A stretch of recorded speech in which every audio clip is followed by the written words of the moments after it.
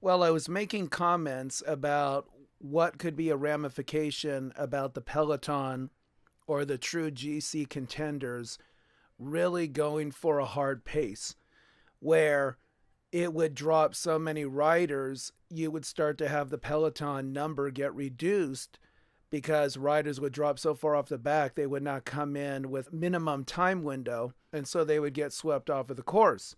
And basically what would happen is halfway through the tour, you would lose all your sprinters and you would lose all but the best overall time trialists and climbers, and there would be no incentive to really race, and or the number of riders would be reduced down to maybe 100, 120 riders, something like that. Well, some of those ramifications are coming into play. Here are the riders that dropped out of the tour.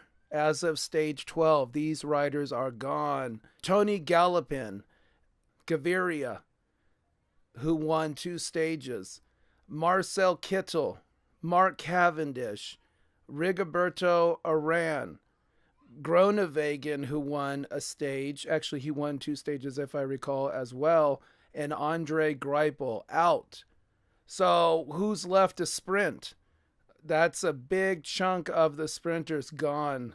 So there you go. There's your ramification from riding a very hard and fast Tour de France. Looking at yesterday's stage 11, I wonder, it almost looks like Geraint Thomas is at least equal to Froome. In fact, he might look even stronger than Froome, but there's still the Pyrenees to come. But at least looking at stage 11, the way Geraint Thomas was able to give that kick and the way Froome was able to drop most of the GC riders that were still hanging with him, it looked like Froome and Thomas could have ridden at a hard pace for at least another 1 or 2 kilometers, and they probably would have gotten even bigger gains. So that's kind of disconcerting or a little bit frustrating, that it really seems that maybe other than Dumoulin and occasionally Bardet, no one else can really hang with either Froome or Thomas. So stage 12, it had 2 horse categories to begin with, then the valley before going up Alpe d'Huez. And just as a recollection or to bring back the recall, Alpe d'Huez, 21 switchbacks, it's 8+ miles long, and you gain 3,500 feet. It shows 718 meters, that's about 2,300 feet, and it goes up to 1,850 meters, that's about 6,000 feet. So really, the climb is more than 3,500, but that's the official stat. One thing about Romain Bardet, the guy is putting in the attacks. He's giving it a shot. Unfortunately, Froome or Thomas or even people like Dumoulin can pull him back. And even for the most part, Nibali, Landa, and Quintana can eventually pull him back. But to Bardet's credit, he is at least trying. He is going on the attacks in those final 3, 4, 5 miles of these recent stages.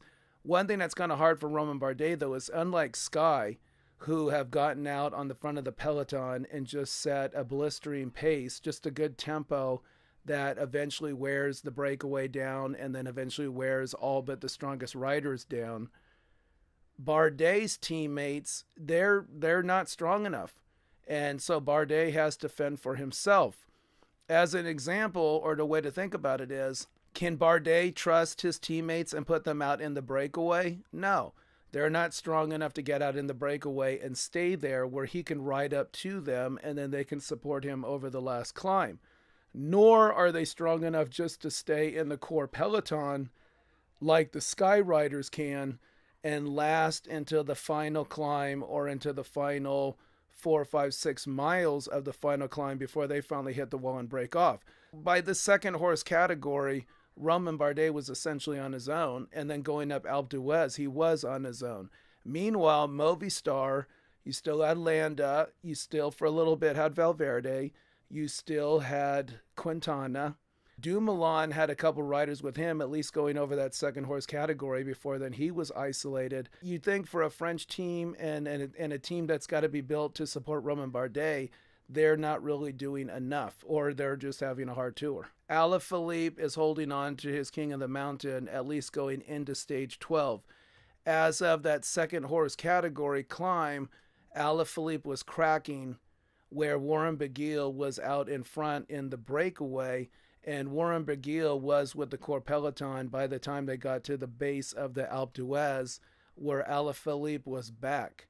But at least for now, through or into stage 12, Alaphilippe did do enough to hold on to the king of the mountain. Warren Beguil is in second place.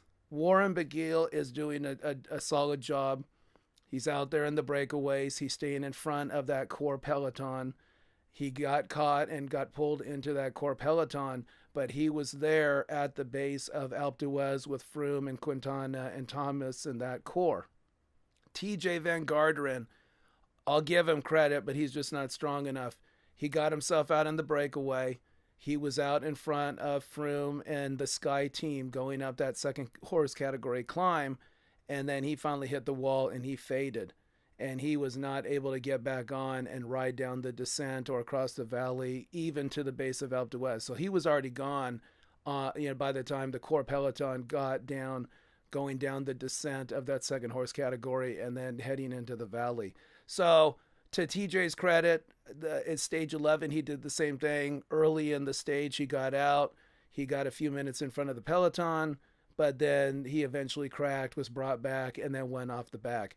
But I at least give him credit for trying rather than just sort of conceding right from the get-go. But it's kind of a bummer because when TJ earned the white jersey, I believe he came in top 10, and I think he might have gotten 5th in the Tour de France. And so it was looking like he was going to be a perennial top 5, top 10 finisher, and yet now he's just fading back. Something happened with TJ, and you can kind of hear the commentators. When TJ does something good, they're ready to get on the bandwagon.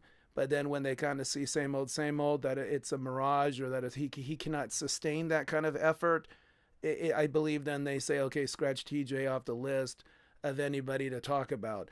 They definitely love to hype riders that show either daring or panache or just are strong enough to be there for King of the Mountain or to be close to winning a stage.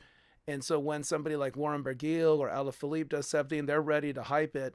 And you can see that when TJ shows a flash, they're ready to mention it, and maybe it's even for the American audience.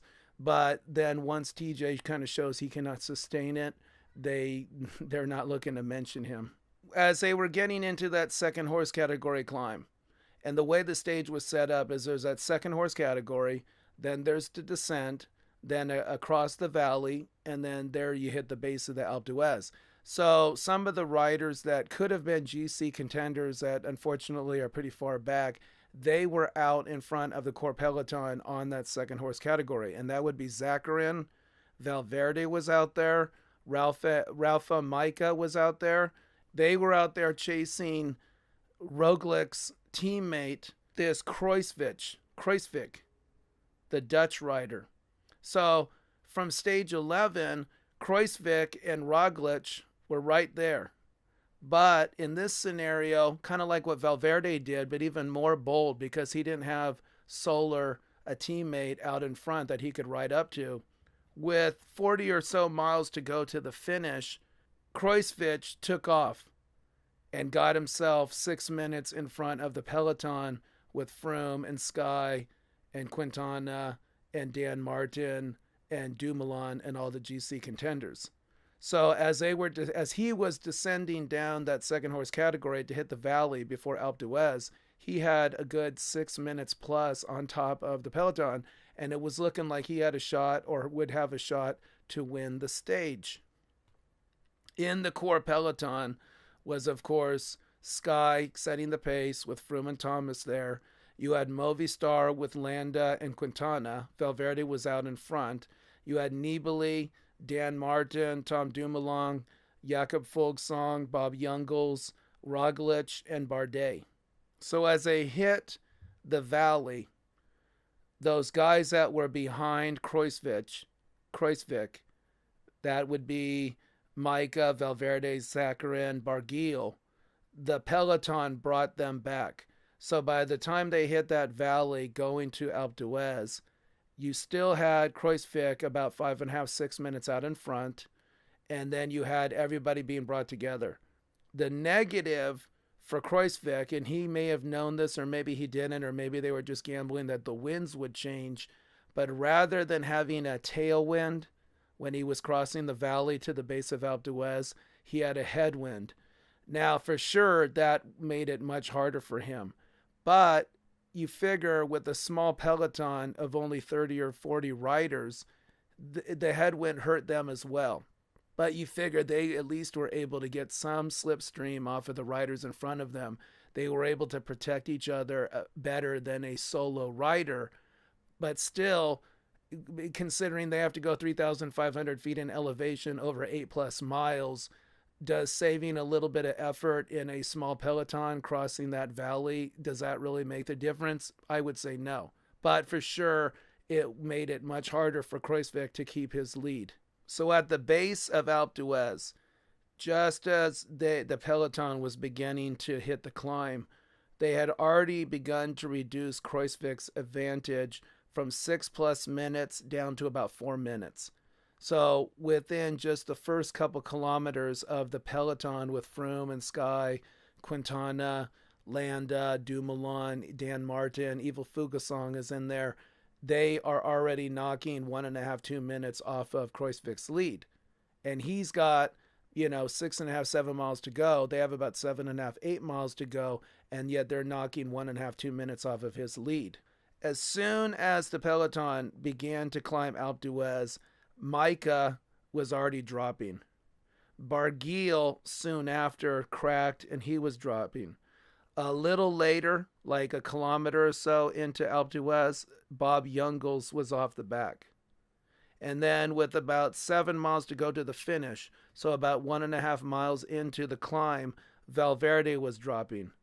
So maybe Valverde did too much work yesterday in his long lead out trying to win the stage, or maybe help Quintana win yesterday's stage. Maybe Valverde just did too much. But regardless, the gamble didn't work. His even getting into that little breakaway or the chase group didn't work. So with a good 7 miles or so to go, he's cracking it off the back. Oh, and I should mention, prior, Adam Yates was already gone. On that second horse category, he already was dropping out of that core peloton. So Adam Yates even further back. Fuglsang was hanging in there. With about 6.5 miles to go to the finish, he started to crack, but he kept fighting his way back. But with 5 miles to go to the finish, he was still there at the back of that little shrinking group of Sky and Landa, Quintana, Dumoulin, Bardet, Nibali, and Dan Martin. He's still hanging in there. With about 4.5 miles to go, though, he started to fail. And what was getting him is when some of the other riders were beginning to put in small attacks, he was struggling to keep up. And the kicks that they were putting in were going up to about 25, 26 kilometers per hour. So if you think about it, that's about 15, 16, 17 miles an hour going up these steep hills. Got to give credit to this rider for Sky, this person Bernal from Colombia. So he's South American like Quintana. He's only 21 years old, and he was the last remnant of Sky that was pacing Froome and Thomas. Kruijswijk's lead was down to 2:36 with around 5 miles to go. So he basically lost his yellow. Geraint Thomas, at the very least, was reclaiming his yellow. So now all Kruijswijk can hope to do is hold on and win the stage. Quintana tried an attack around 5.5 miles to go. And within 5 or 10 seconds, they brought him back. Nibali had tried to attack a little before Quintana. About 6 miles out, Nibali put in a small attack, and he was easily brought back. Landa put in an attack with about 4.5 miles to go to the finish, and he was brought back. But that's what started to knock Fuglsang out of this core peloton. He was struggling to keep up with those small little kicks and attacks, and then the riders reacting and bringing it back. The one thing I have to kind of wonder, how much are these attacks real, and how much of them are sort of for show? say a faux attack. Now, here's the thing that's kind of messed up. Why would you hold anything back?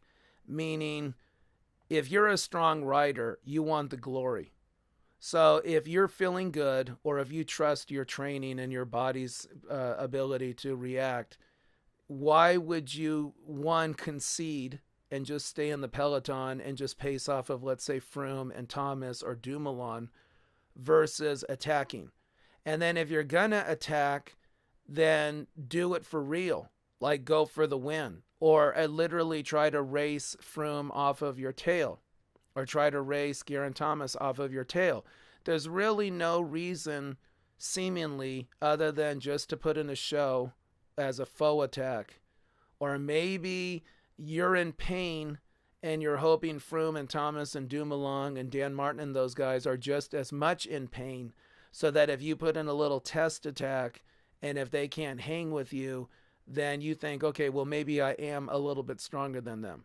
But it kind of feels like even Nibali, and for sure it's feeling a lot like Quintana, when they put in these attacks, or even Landa, it's maybe more of an act of desperation to see if they can crack Froome or Geraint Thomas or Tom Dumoulin and put them into some kind of red zone where there's no way for them to recover. But because Geraint Thomas and Froome looked so strong yesterday in stage 11, like I said, it looked like they could have ridden at a fast pace for another 1 or 2 kilometers and really just dropped everybody. Dropped Dumoulin, dropped Dan Martin, dropped Romain Bardet, dropped Quintana, dropped them all by 30, 40, 50 seconds or even a minute plus. It just seems weird. Why do a little kind of weak-ass attack and then allow Froome and Geraint Thomas to bring you right back? So that's essentially what happened. Now, I will say this. Bardet's attacks were more legitimate. So I have to give Bardet the greatest credit for that, in that at least Bardet, one, he did more than one attack.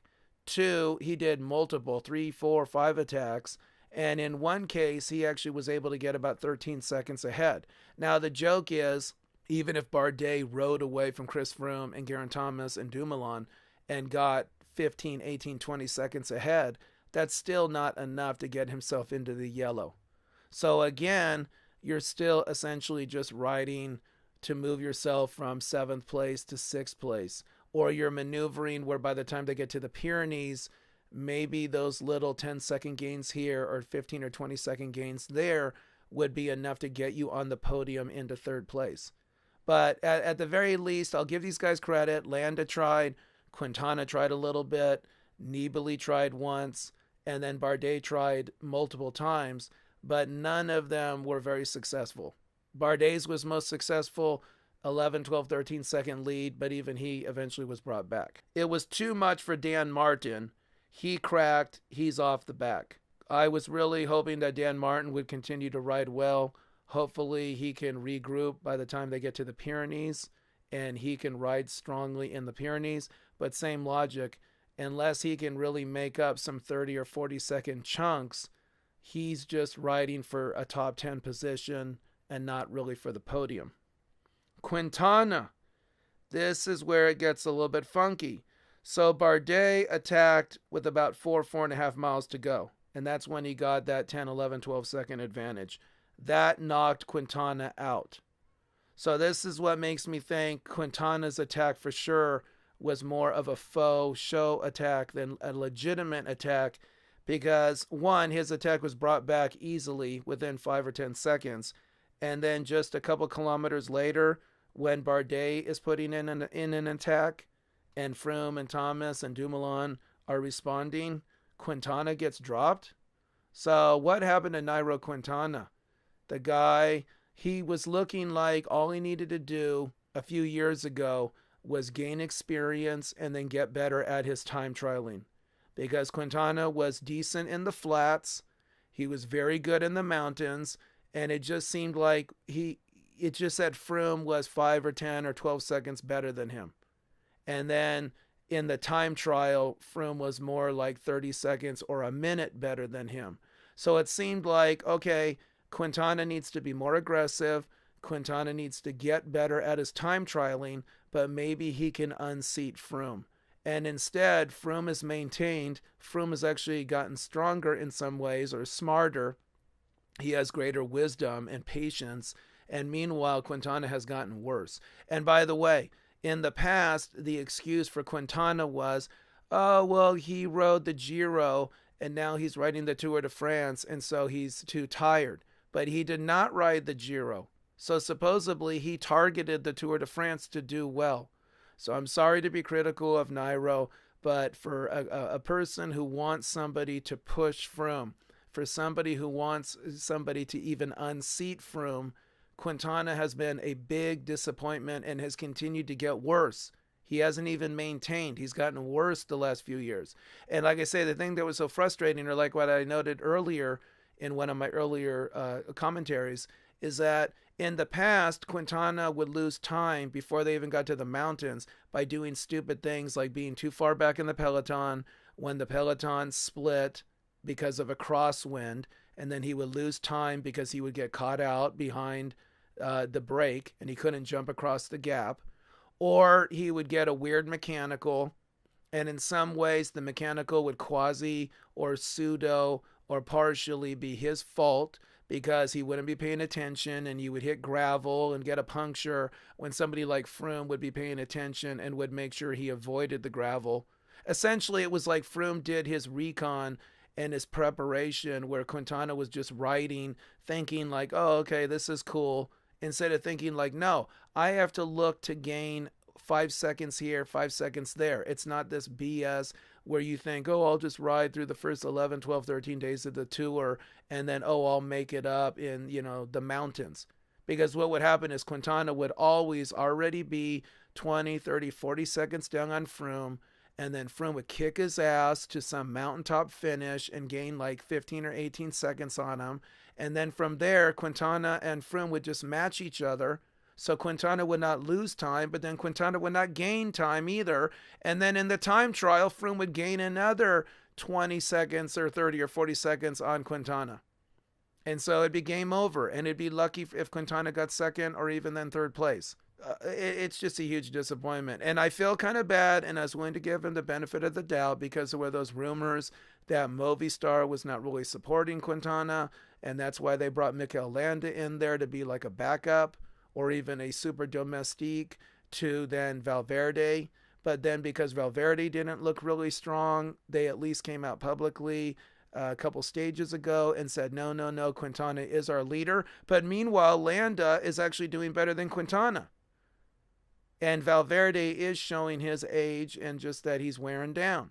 So are they going to switch now to maybe Landa, or are they hoping that Quintana is going to bounce back by the time they get to the Pyrenees? Okay, moving on. And by the way, poor Dan Martin, hey, I'm glad he got that success, and I appreciate his aggressive riding, but yeah, he was cracking there too. So they were basically, it's the last core. So it's Froome and Thomas and Bardet and Nibali, Mikel Landa's hanging in there, Dumoulin's in there, and Roglic. And then remember, out in front is Roglic's teammate, that Kruijswijk. And then you got now Quintana has been dropped, and then Dan Martin was dropped. About 2.5 miles to go to the finish. So they've ridden 6 miles. You have Nibali is on the ground. We're not sure, at least now, if Nibali got hit by a pedestrian or a spectator, rather, if Nibali got hit by a spectator, but Nibali is suddenly on the ground. Right around that same point, Bardet put in another attack to try to win the stage and get past Kruijswijk, who's just barely holding on in front of these guys. Froome follows. So Froome goes to catch Bardet. Dumoulin says, bullshit on this. He goes after Froome, which then brought a reaction from Geraint Thomas, who followed Dumoulin. That then put Roglic and Landa on the defensive, and they start to slip.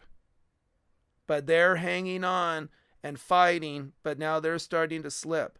So now everything has been kind of reduced. So you got Nibali back on the ground, Roglic and Landa starting to slip off the back, and now it's down to basically Dumoulin, Bardet, Geraint Thomas, and Froome, with Kreuzic just holding on out in front. Now here's what sucks for Nibali. Nibali potentially has been kind of holding back on his reserves. One, maybe just to try to survive. One, just to try to ride for position to kind of see what's happening and then see if he can get himself second or third or fourth and then maybe hope for a little luck. Or maybe he was even targeting today to get a stage win. Because if Nibali had not gone down to the ground, there's a chance, the way it played out, that he could have outkicked all these guys and won the stage. And that would have been cool for Nibali, in that maybe he ends up coming in fifth or sixth in this year's tour, but at least he got that, that sought after stage win. So now Bardet gets brought back, and at about 2.1 miles, they catch up to Kreuzic and they pass him. So they're all kind of like testing each other out. So Froome got back to Bardet, Dumoulin and Thomas got back to Bardet, and now they're kind of sizing each other up. And while they're sizing each other up, they're putting in little mini attacks. So Bardet would put in an attack, and Froome would bring him back. And then Dumoulin put in an attack, and then Thomas and Bardet and Froome would catch up to Dumoulin. So they're each trying, and again, I'll give Bardet and I'll give Dumoulin credit. They did not just totally ride in on Chris Froome or Geraint Thomas's wheel. They did attempt to do something to drop these guys from Team Sky. That being said, at best, they only are maybe looking to gain 10 seconds, maybe 15 seconds max, and that would only be if Thomas and Froome cracked. So really, they're all just going for the stage win at this point, just to get a little glory. There is a time bonus, however. The person who won stage 12 did get a 10-second time bonus. So if Dumoulin could win the stage, that 10-second time bonus doesn't make that much difference, but it does help. But again, it's more about just winning the stage. But while they're kind of bullshitting around and riding four abreast and sizing each other up, this allows Mikel Landa to catch back up. So now there's 5 again. And then in the meantime, you got Quintana and Roglic and Kreuzic and Fuglsang slowly trying to close up, because they have nothing to lose. They got to just make up whatever time they can to try to minimize the time gaps. About a half a kilometer out, Landa goes, and immediately Geraint Thomas was on his wheel. Everybody else was slower to react. Now here's the thing that's interesting.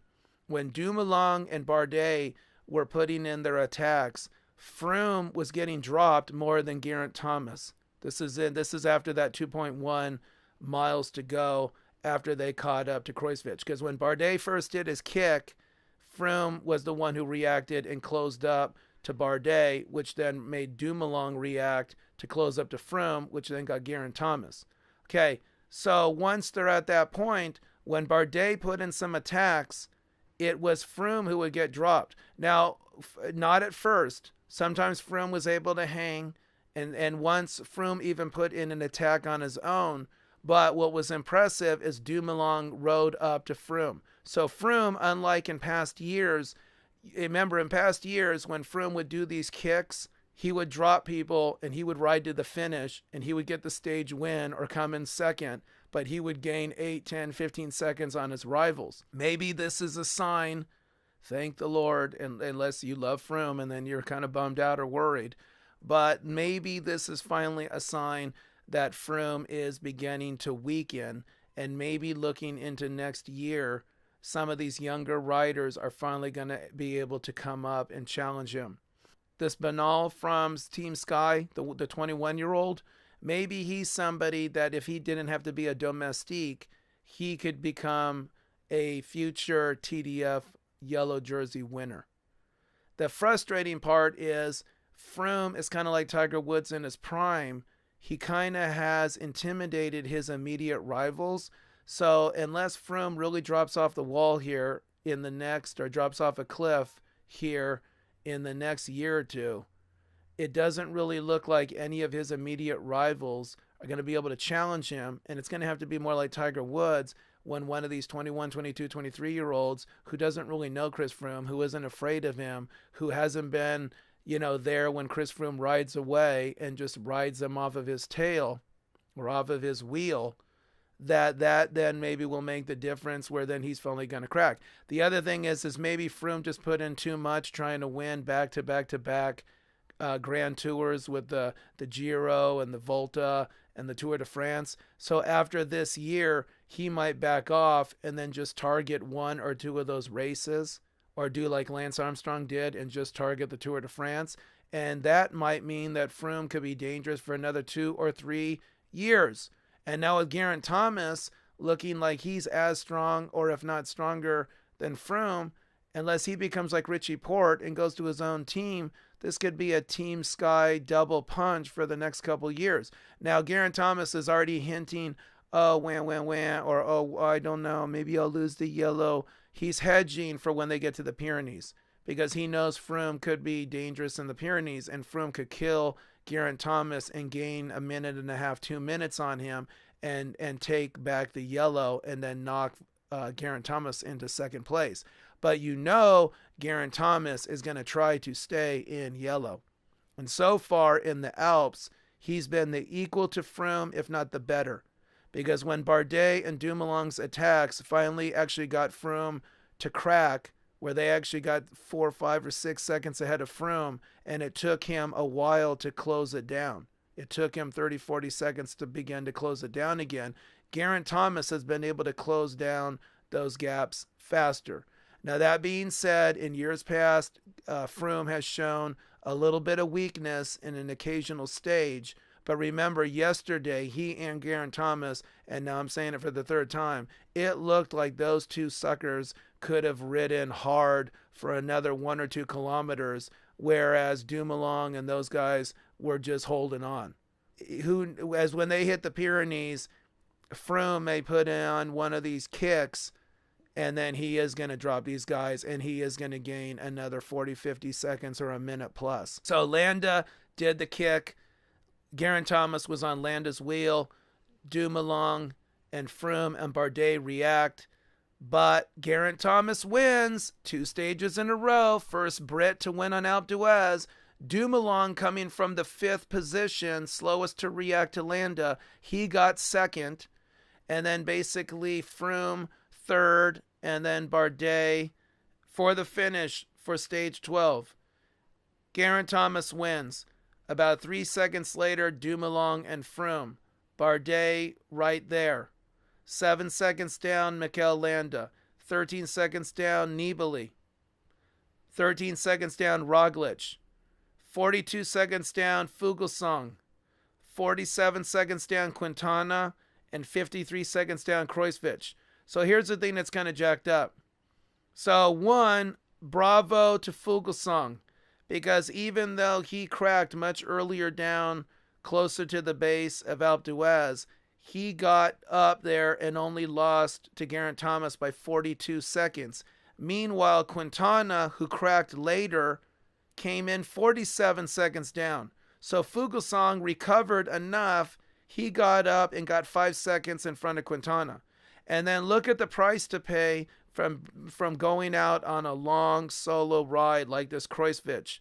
He came in 53 seconds down. Meanwhile, his teammate Roglic came in 13 seconds. So all being said, this is that thing that's so frustrating when it comes to, do you go for a breakaway? Do you just sit in the peloton and pace? When do you go on an attack? Is it even worth it to go on the attack? And here's what's so jacked up. So look at this. So Kruijswijk goes on a major attack. 40 miles out, he goes out on his own. And yet, because of that, he comes in 53 seconds down on the winner of the stage, and even loses basically, about 40 seconds on his teammate, who just stayed in there and hung in. So if Kruijswijk had not done that attack, maybe he actually can outburst Geraint Thomas and win the stage out of that core, or at the very least, he's there with Roglic, and he's 35, 40 seconds gain. Meanwhile, Fuglsang, again, bravo. Quintana, disappointing. So the thing is Tom Dumoulin and Bardet, they also have put in the attacks out of the peloton, and that hasn't worked because generally they've gotten brought back, or as noted, maybe you're only going to gain 10 or 15 seconds, which isn't enough to move yourself up into a true yellow contention. Sort of frustrating. It's kind of a lose-lose. Valverde tried the long attack, failed, and seems to have paid for it today in stage 12. Kruijswijk almost made it. He did better than Valverde, but now how much is he going to have left in the tank? And did he expend too much energy that might cost him in the Pyrenees? So what the hell are you supposed to do? And it seems like you can do nothing when you are against a stronger rider. And if Geraint Thomas and Chris Froome are the strongest riders, then Dumoulin and Bardet and all the rest are just riding for third, fourth, and fifth place. Here's to see the differences from stage 11 to stage 12 for the GCs. Geraint Thomas won stage 11. Chris Froome, this is from stage 11 to give an idea. So Chris Froome plus 125. Chris Froome still in second today, but now he's plus 139. So he lost time to his teammate. Dumoulin in stage 11 was plus 144. In today's stage, he's plus 150. Nibali is plus 214 from stage 11. Now he's plus 237, but he is still in fourth place. Roglic was plus 223 in stage 11. He dropped to plus 246. Now here's where things switched. Kruijswijk was at plus 240, but now it's Bardet who's plus 307 as of stage 12. Then from stage 11, Mikel Landa was plus 256.